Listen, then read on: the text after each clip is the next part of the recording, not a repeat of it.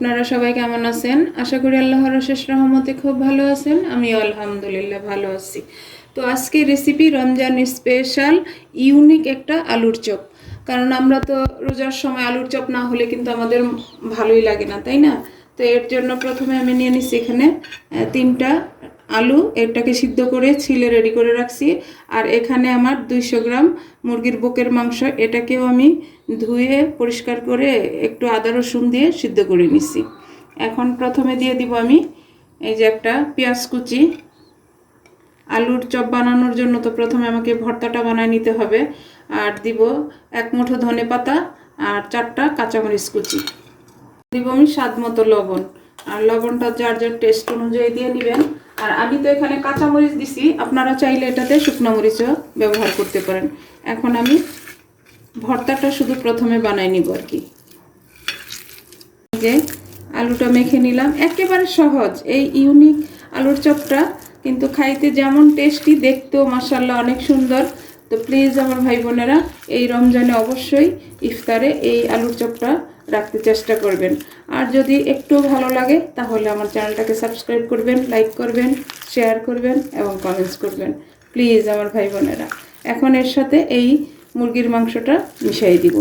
আর এরকম একটু মুরগির মাংস আলুর চপে থাকলে কিন্তু বাচ্চা বড় সবাই অনেক পছন্দ করে খাবে। সব কিছু একসাথে মাখানো হয়ে গেল। এখন এই পর্যায়ে আমি হাতে সামান্য একটু 1 চামচের মতো সরিষার তেল দিয়ে আবার একটু ভালোভাবে এটাকে মেখে নিব।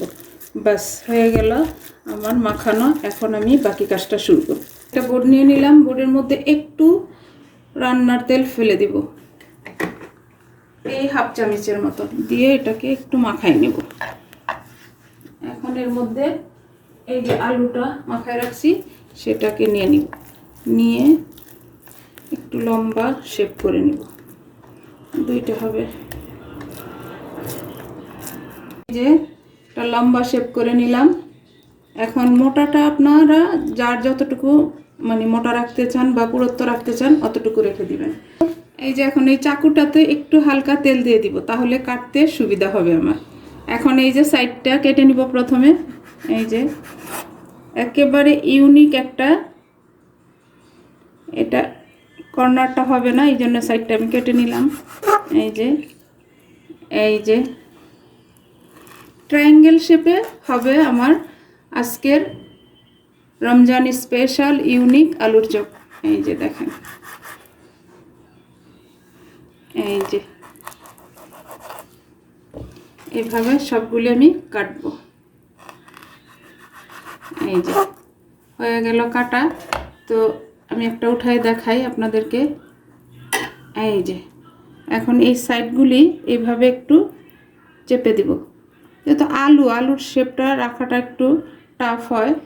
এই যে দেখেন, এখন এইভাবে বাকিগুলো বানাবো। এখন এইখানে নিয়েছি আমি 2 চামচ বেসন আর 2 চামচ ময়দা। এখন এর মধ্যে দিয়ে দিব নুডলসের ভিতরে যে মশলাটা থাকে সেই মশলাটা, কারণ আমি এখানে নুডলসও ব্যবহার করব, যার কারণে আমি এটা দিয়ে দিলাম। আর সামান্য একটু দিব 1/2 চা চামচের মতো দিব মরিচ গুঁড়া একটু ঝালের জন্য, আর 1/2 চামচ দিব হলুদ গুঁড়া। এই যে দিয়ে দিলাম, দিয়ে এখন এটাকে মিশিয়ে নিব। এখন এখানে আপনারা চাইলে গোলমরিচ গুঁড়াও দিতে পারেন। এই যে এখন একটু পানি দিব, দিয়ে প্রথমে এই গোলাটা রেডি করে নিব। যে ব্যাটারটা রেডি করে নিলাম, এই যে এরকম হবে। এখন এটাকে আমি সাইডে রেখে দিব। এখন লাগবে আমার 2টা নুডলস। এই যে এই 2টা নুডলস আমি যতটুকু আলু চিকেন নিচ্ছি অতটুকুর মধ্যে আমার 2টা নুডলস লাগবে। আর আপনারা যদি মেজারমেন্টটা বাড়ায় কমায় বানান তাহলে ওইটা হিসাব করেই নুডলসটা নিয়ে নেবেন। নুডলসটা ভাঙা হয়ে গেল।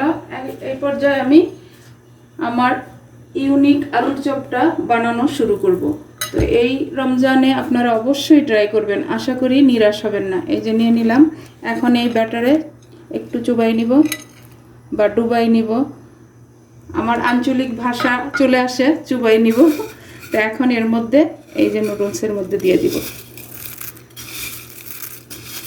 বাচ্চারা কিন্তু আলুর চপ রোজার সময় প্রথম দিকটা খায়, পরে আর খেতে চায় না। তখন আপনারা এই কাজটা করতে পারেন, এইভাবে বানিয়ে দিতে পারেন। এই যে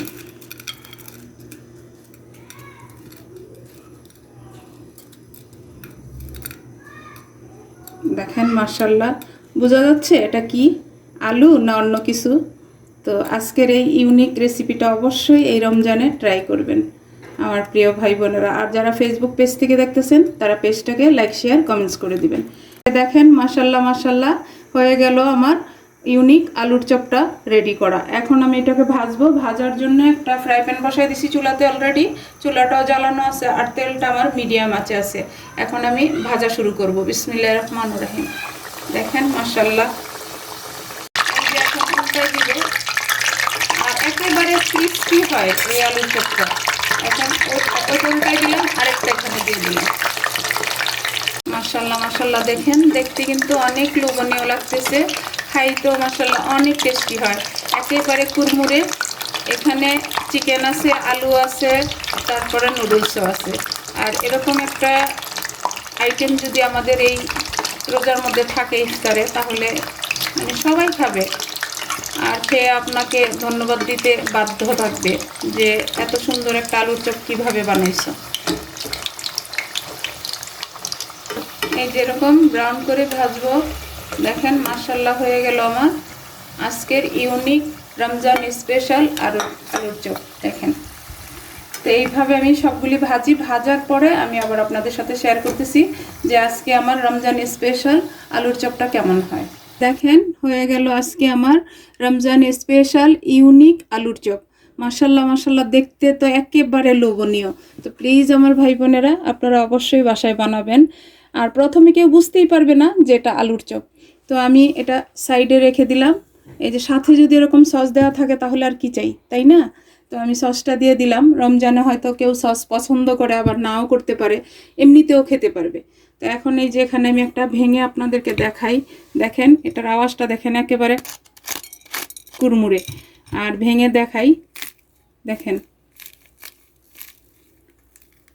দেখেন ভিতরটা ধোয়া ওঠা গরম গরম ইউনিক আলুর চপ, সাথে চিকেন আছে। মাশাআল্লাহ মাশাআল্লাহ, দেখেন। তো আজকের এই ইউনিক রেসিপিটা অবশ্যই এই রমজানে আমার প্রিয় ভাই বোনেরা ট্রাই করে দেখবেন আশা করি। তো আজকের এই ইউনিক আলুর চপটা কার কার পছন্দ হয় বা কে কে ট্রাই করবেন আমাকে অবশ্যই জানাবেন। এক কথা বারবার বলি, তাই না? তো যাই হোক, এই বোনটাকে যত কথাই বলি না কেন ক্ষমা সুন্দর দৃষ্টিতে দেখবেন। আজকে আমার এই ইউনিক আলুর চপ বানানো শেষ হয়ে গেল, রমজান স্পেশাল। আমিও আপনাদের কাছ থেকে বিদায় নিব, আবার নতুন কোনো রেসিপি নিয়ে আসব। আল্লাহ হাফেজ।